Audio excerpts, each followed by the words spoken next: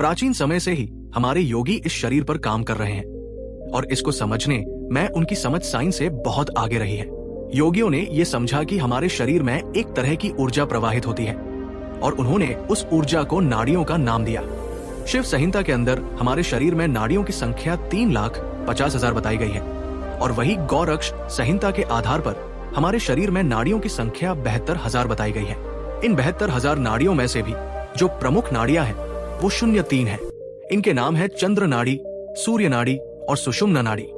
चंद्र नाड़ी हमारे बाएं पक्ष की 36,000 नाड़ियों को नियंत्रण करती है, वही सूर्य नाड़ी हमारे दाएं पक्ष की 36,000 नाड़ियों को नियंत्रण करती है और इन दोनों नाड़ियों को सुषुम्ना नाड़ी नियंत्रण करती है। सुषुम्ना नाड़ी योग और तांत्रिक परंपराओं में चर्चित एक महत्वपूर्ण नाड़ी है जिसे सुषुम्ना या सुषुम्ना भी कहा जाता है। नाड़ी शास्त्र में ये माना जाता है कि शरीर में अनेक नाड़ियां होती हैं जो प्राणिक ऊर्जा का संचार करती है।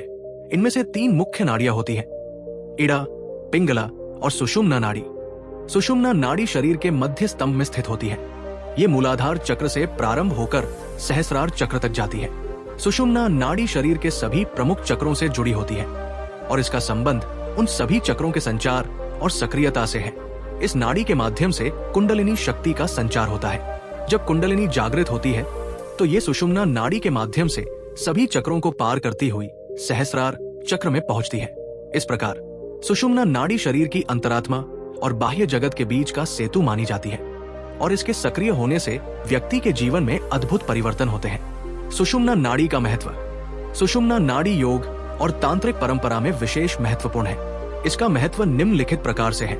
चेतना का मार्ग। सुषुम्ना नाड़ी को चेतना का प्रमुख मार्ग माना जाता है। जब कुंडलिनी शक्ति मूलाधार चक्र से जागृत होती है तो ये सुषुम्ना नाड़ी के माध्यम से सहस्रार चक्र तक उठती है।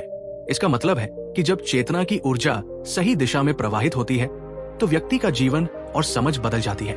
आत्म जागरूकता। सुषुम्ना नाड़ी सक्रिय होने पर व्यक्ति की आत्म जागरूकता बढ़ती है। ये व्यक्ति को उसकी असली पहचान और जीवन के उद्देश्य की ओर मार्गदर्शन करता है। आध्यात्मिक प्रगति। सुषुम्ना नाड़ी के सक्रिय होने से व्यक्ति में आध्यात्मिक जागरूकता बढ़ती है। ये उसे उच्चतम सत्ता तक पहुंचाता है जिससे वो समाधि अवस्था को प्राप्त कर सकता है। चक्रों का संचार।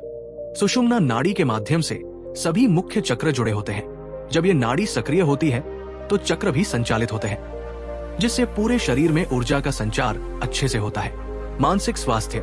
सुषुम्ना नाड़ी का सक्रिय होना मानसिक स्वास्थ्य को भी बेहतर बनाता है। ये व्यक्ति को ध्यान, समता और आंतरिक शांति की स्थिति में ले जाता है। कुंडलिनी जागरण। सुषुम्ना नाड़ी का सक्रिय होना कुंडलिनी शक्ति के जागरण के लिए अत्यंत महत्वपूर्ण है। जब कुंडलिनी जागृत होती है तो ये सुषुम्ना नाड़ी के माध्यम से उठती है और व्यक्ति को उच्चतम ज्ञान और जागरूकता प्रदान करती है। सुषुम्ना नाड़ी को कैसे सक्रिय किया जा सकता है? प्राणायाम, अनुलोम विलोम और भ्रामरी प्राणायाम जैसे प्राणायाम अभ्यास सुषुम्ना नाड़ी को सक्रिय करने में मदद करते हैं। ये प्राणायाम चित्त को शांत करते हैं और ऊर्जा को सुषुम्ना नाड़ी में प्रवाहित करने में मदद करते हैं। मेडिटेशन। ध्यान और समाधि की प्रक्रिया चेतना को एकाग्र करती है और सुषुम्ना नाड़ी को सक्रिय करने में मदद करती है। आसन और योग। कुछ विशेष आसन जैसे कि सर्वांगासन, हलासन और भुजंगासन सुषुम्ना नाड़ी को सक्रिय करने में मदद करते हैं। चक्र साधना। मूलाधार से सहस्रार तक के चक्रों पर ध्यान और मंत्र जप के माध्यम से सुषुम्ना नाड़ी को सक्रिय किया जा सकता है। शक्तिपात। ये एक ऐसी प्रक्रिया है जिसमें एक आध्यात्मिक गुरु अपने शिष्य को अपनी ऊर्जा ट्रांसफर करता है जिससे शिष्य की सुषुम्ना नाड़ी सक्रिय हो जाती है। इन सभी प्रक्रियाओं का समर्थन और मार्गदर्शन एक प्रशिक्षित योग गुरु या आध्यात्मिक गाइड से होना चाहिए। इससे आपको सही दिशा में मार्गदर्शन मिलेगा और सुषुम्ना नाड़ी को सुरक्षित और प्रभावी तरीके से सक्रिय किया जा सकता है। क्या सुषुम्ना नाड़ी का जागरण सुरक्षित है? सुषुम्ना नाड़ी का जागरण एक आध्यात्मिक प्रक्रिया है जिससे कुंडलिनी शक्ति जागृत होती है। इसका जागरण किसी भी साधक की आध्यात्मिक प्रगति में महत्वपूर्ण योगदान होता है। हालांकि इसे करते समय कुछ सावधानियां बरतनी चाहिए। उचित मार्गदर्शन। सुषुम्ना नाड़ी का जागरण करने से पहले आवश्यक है कि आपको एक अनुभवी गुरु की मार्गदर्शन में इस प्रक्रिया को समझना और सीखना चाहिए। अंधीकृत और अनुभवहीन लोगों से इसे सीखना असुरक्षित हो सकता है। शारीरिक और मानसिक स्थिति।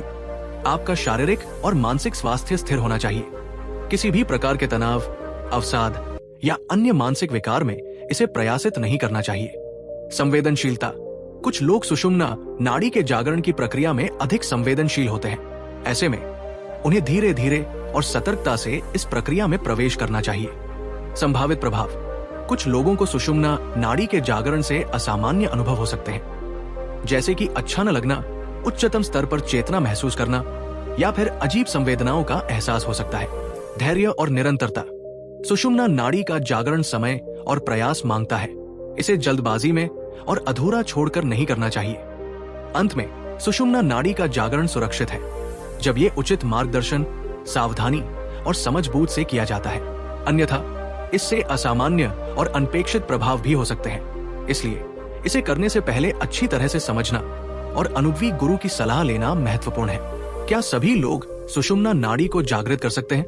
सुषुम्ना नाड़ी का जागरण आध्यात्मिक प्रक्रिया है और इसे प्राप्त करने की क्षमता प्रत्येक व्यक्ति में होती है। हालांकि प्रत्येक व्यक्ति की तैयारी और पात्रता अलग होती है।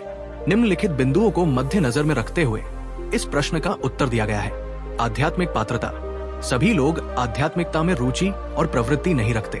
कुछ लोग अधिक प्रवृत्ति वाले होते हैं, जबकि कुछ लोग कम। जिनकी आध्यात्मिक प्रवृत्ति अधिक होती है वे सुषुम्ना नाड़ी के जागरण के प्रति अधिक प्रतिबद्ध होते हैं। अभ्यास और प्रतिज्ञा: सुषुम्ना नाड़ी का जागरण केवल सूत्रपाठ से नहीं होता।